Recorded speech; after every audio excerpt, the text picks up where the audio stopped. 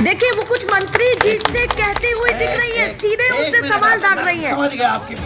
देखिए यहाँ पर सत्यपाल मलिक का बातचीत करते हुए भी दिख रहे हैं महिला पहलवानों से। समझते हो कि हमें इन चीजों का ज्ञान नहीं। नेशनल पिलर, राष्ट्र सर्वोपरि। और देखिए यहाँ पर सत्यपाल मलिक पहुंचे हैं।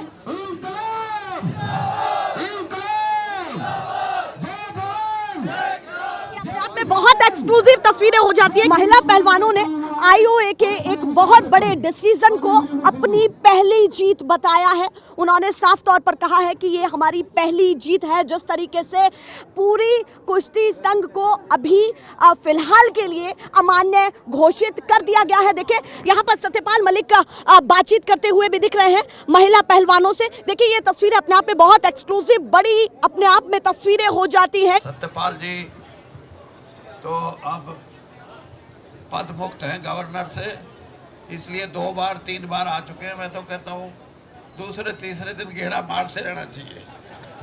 हाँ, क्योंकि ज़रूरी है ये कि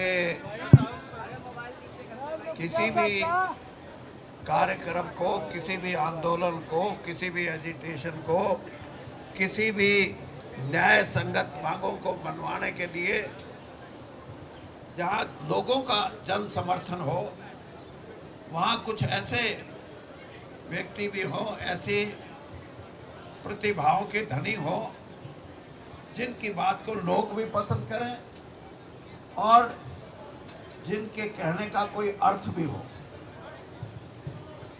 मैं इतना ही कह सकता हूँ कि ये जो न्याय के लिए आंदोलन है, और ये आंदोलन आपने या हमने नहीं किया, और आप और हम का मतलब है पुरुषों का नहीं है ये आंदोलन। ये हमारे बेटियों का, हमारी बहनों का, कम से कम उनकी हौसले की आपको तायद करनी चाहिए कि दुनिया में नाम कमाने के बाद इन्होंने एक हिम्मत का, एक हौसले का परिचय दिया है। इन बेटियों ने, उन्होंने तो राष्ट्रीय स्तर पे महिलाओं को जागरूक करने का काम किया, लेकिन इन बेटियों ने अंतर्राष्ट्रीय जगत में इस देश की महिलाओं की पहचान बनाई, इस देश की बेटियों की पहचान बनाई। और देश ने भी इन्हें सम्मानित किया। सम्मानित की बात मैं इसलिए कह रहा हूं कि हमारे को कुछ ऊपर उठना पड़ेगा इन बातों से।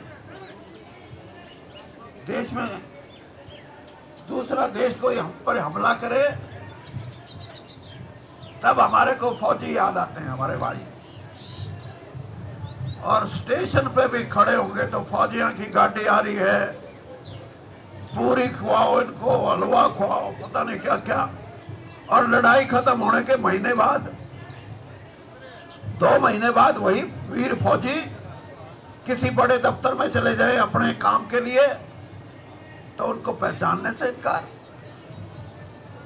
ये कुछ ऐसी चीजें हैं जो महिलाओं के बारे में ज्यादा है। इस देश ने ओलंपिक के अंदर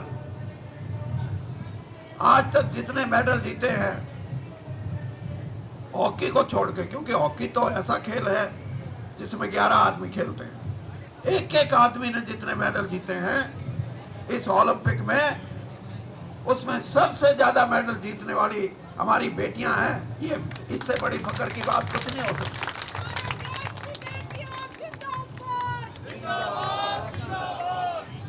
और ये लड़ाई लड़ने का भी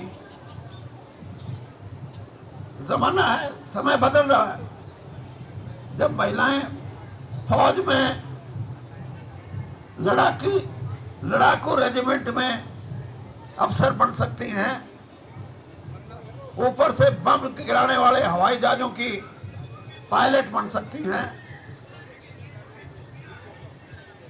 तो खेल जगत में भी हमारी बेटियां, हमारी बहनें अपनी ताकत का, अपने विवेक का, अपने सामर्थ्य का, अपनी बुद्धि का, क्योंकि आज का खेल सिर्फ ताकत का नहीं है, ये भी जरूरी है। मैंने कहा मैं बीजेपी में रह के और किसान की लड़ाई लड़ूंगा। जो खिलाफ किसान है वो कहने लगे ना इस्तीफा दे, मगर फिर क्या मेरे को मुकुट लग जाएगा, किस बात का इस्तीफा, और फिर मगर दे भी दूंगा, फिर झुकेगा, छोड़ेगा दुआ।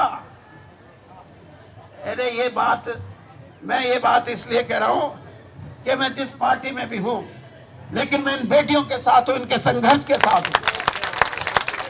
और कोई भी ऐसा राष्ट्रीय दल या कोई ऐसी पार्टी नहीं हो सकती जो किसानों की आवाज उठाने को कहे कि अनुशासनहीनता है। जो हमारे नौजवान पीढ़ी की बेटियों के हकों की लड़ाई लड़ने की बात हो, तब कोई ये कहे कि वीरेंद्र सिंह बोल रहा है अनुशासनहीनता। नहीं, ये जागरूक समाज की निशानी है।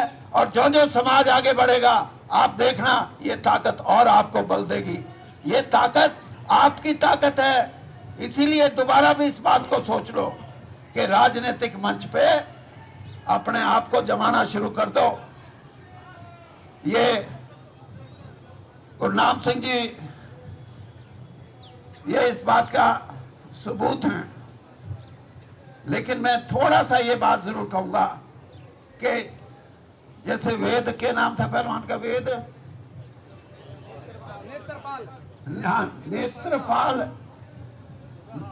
थोड़ा सा कम इस्तेमाल करता था। किसान यूनियन के भाइयों से कहूंगा कि पूरा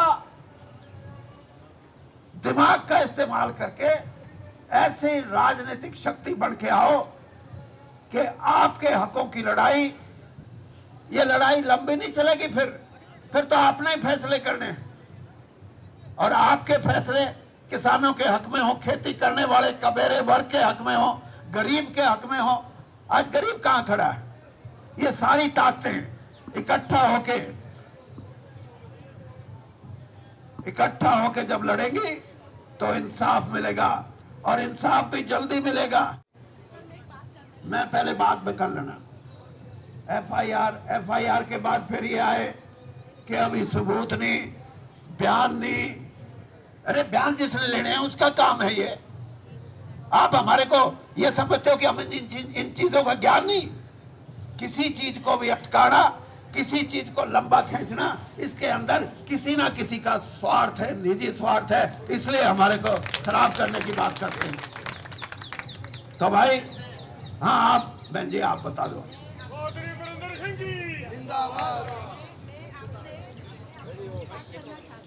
आप बीजेपी से हैं और आप समर्थन भी दे रहे हैं, तो मेरा एक विनती है सब मीडिया के सामने।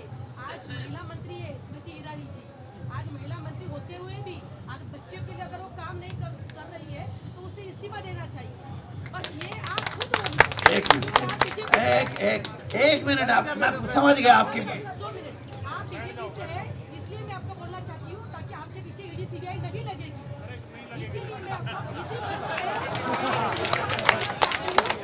आप विद्रोह कर रहे हैं तो आप सबके सामने अरे बहन जी मेरी, मैं आपसे भी बड़ी बात कहने वाला हूँ। आप बैठो तो आप बैठो। मैं इन मंत्रियों को भी जानता हूँ और उस समाज को भी ये तो मेरे से सीनियर है उस पार्टी में। एक नहीं मेरी सुन लो।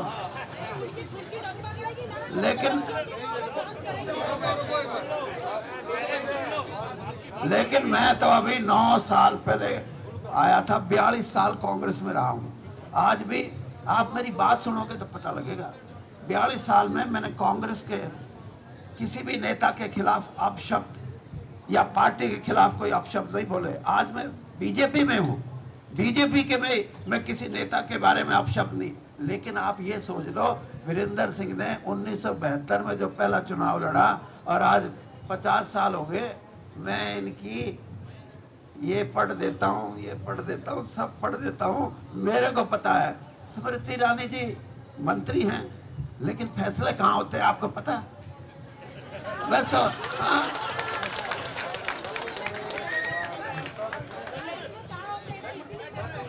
मैं इसीलिए। और दूसरी बात और बता दूं, फिर आप बोलोगे नहीं। मैं 9 साल हो गए, अभी भी कहते हैं वीरेंद्र सिंह वो जो कांग्रेस से है, अभी भी बाहर ही मांगते हैं, तो कैसे काम चलेगा? धन्यवाद, धन्यवाद, बहुत बहुत धन्यवाद जी।